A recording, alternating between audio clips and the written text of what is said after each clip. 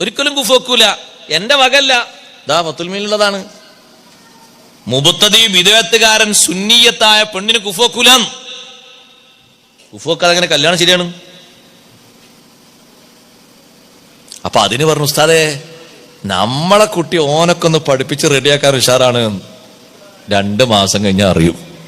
കുട്ടിക്ക് ഇങ്ങനെ പൊരേൽ വന്ന് നോക്കുമ്പോ ചെറിയൊരു മിന്നലാട്ടം. എങ്ങനെ ഉമ്മ ഇങ്ങനെ ബദർബൈത്തല്ലാണ് പൊരേന്ന് ഇങ്ങനെ ബിസ്മിൽ മുഹൈമിനി അബ്തദി ഇംലാഇ വബിഹംദിഹി ശുക്റൻ അലൻ നഅമായി ثم الصلاة والسلام على الذي قد خص بالمعراج والإسراء.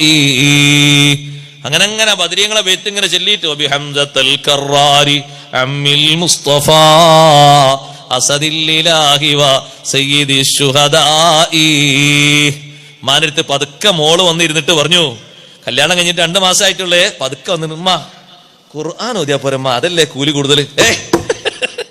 ഖുർആൻ ഓതിയാ പോരമ്മ, അതല്ലേ കൂലി കൂടുതൽ. അല്ലാഹു തആലാന്റെ ഖുർആൻ എത്രമാത്രം വലിയ മഹത്തുണ്ട്. മോളൊരു ഹദീസും പറഞ്ഞു കൊടുത്തു ഉമ്മാക്ക്, ഫദ്ലു കലാമില്ലാഹി അലാ സാഇരിൽ കലാമി കഫദ്ലി അലാ അദ്നാകും. ഹദീസിലുള്ളതാണ് അല്ലാഹു തആലാന്റെ കലാമിന്റെ മഹത്വം. എത്ര വലിയ മഹത്താന്ന് പറയുന്നതിന്, ചെറിയ മഹത്വമൊന്നുമല്ല. നബി സല്ലല്ലാഹു അലൈഹി വസല്ലം നിങ്ങൾ പറഞ്ഞത്, എനിക്ക് അല്ലാഹു തആല എത്ര മഹത്വം തന്നിട്ടുണ്ട്, നിങ്ങളിൽ ഏറ്റവും താഴ്ന്ന ആളേക്കാൾ എത്ര മഹത്തുണ്ട്, അല്ലാഹു തആലാന്റെ കലാമിന് എത്ര വലിയ മഹത്തുണ്ട്. അതല്ലേ മാ ഓതണ്ടി, ഇതാണപ്പാ നേരത്തെ ഓതണ്ടി, ഖുർആനല്ലേ ഓതാൻ നല്ലത്. ഉമ്മാക്ക് പെട്ടെന്ന് മനസ്സിലായി, എന്താ ഇപ്പൊ മോളിങ്ങനെ പറയണത്, എന്താ അങ്ങനെ പറയണത്. നേരത്തെ എന്തേ പറഞ്ഞിരുന്നത്, നേരത്തെ ജീവിത സൗകര്യവും തറവാട് മഹിമയും ജീവിക്കാനുള്ള വകുപ്പും സമ്പത്തും കച്ചവടം ടൺ കണക്കിന് അത്ര ഉണ്ട് എത്ര ഉണ്ട് എന്നുള്ള ഗരിമ പറഞ്ഞിട്ട് അങ്ങോട്ട് കൊടുത്തതാ. 2 മാസം കഴിഞ്ഞപ്പോഴേക്ക് നിറം മാറിപ്പോയി. പിടിച്ചാ പിന്നെ കിട്ടൂല സഹോദരങ്ങളെ. പിന്നെ താവടിയിൽ വരുന്നത് മുഴുവനും അത്തരത്തിൽ കറബാധിച്ചതാണ്. പിന്നെ ഓരോന്നിനും ആ ചൊയമാറ്റമുണ്ട്. പിന്നെ സുബ്ഹാനല്ലാഹ് 4 മാസം കഴിഞ്ഞപ്പോ പിന്നെയും മോള് വന്നപ്പോ മോള് പറഞ്ഞു, ഉമ്മ നമ്മളൊക്കെ ജീവിതത്തിൽ സമയം കുറെ നഷ്ടപ്പെടുത്തി.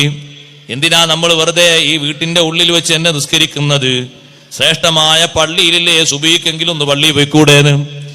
മോളോട് ഉമ്മയ്ക്ക്, മോളെ എന്ത് പറ്റി നിനക്ക്, നീ എത്രാം ക്ലാസ് പഠിച്ചു, പുറമെ നല്ലൊരു ബിരുദം ഹാദിയ ബിരുദമൊക്കെ നിനക്കില്ലേ, മറ്റു പല കോഴ്സും നിനക്ക് നേടിയില്ലേ, ഇപ്പൊ എന്ത് സംഭവിച്ചു. ഉമ്മ അങ്ങനല്ല, ശരിക്കങ്ങ് പഠിച്ചു നോക്കുമ്പോ എങ്ങനെയാ മനസ്സിലായത്. എവിടുന്നാ ശരിക്ക് പഠിച്ചത്, കൂടെ കിടക്കുന്ന മുബത്തദി ഇടക്കിടക്ക് നല്ല ഇഞ്ചിറ്റ് ചെയ്തപ്പോ അത് ശരീരത്തിലും കൽബിലും കുറിക്കുകൊണ്ട് ഉമ്മമാരെ പിന്നെ വരുന്നത് മുഴുവനും അങ്ങനെയാണ്. അതുകൊണ്ട് ജീവിത സൗകര്യം നോക്കിയിട്ട്, സാമ്പത്തിക വിശാലത നോക്കിയിട്ട്, മറ്റു പലതും നോക്കിയിട്ട് നമ്മളെ മോള് അതിലൊന്നും കുടുങ്ങൂല. നമ്മളെ മോൾ അത്രയും ഉഷാറാണ്, ഇങ്ങനൊക്കെ പഠിച്ചവരാണ്, ഇങ്ങനൊക്കെ ചെയ്തവരാണ് എന്ന് കരുതിയിട്ടങ്ങ് വെച്ച് നീട്ടേണ്ട. നിങ്ങളെ പിന്നാലെ പോരേണ്ട മോള് പോലും ആഖിറത്തിൽ നഷ്ടപ്പെട്ടു പോകുമെന്ന ചിന്ത വേണം.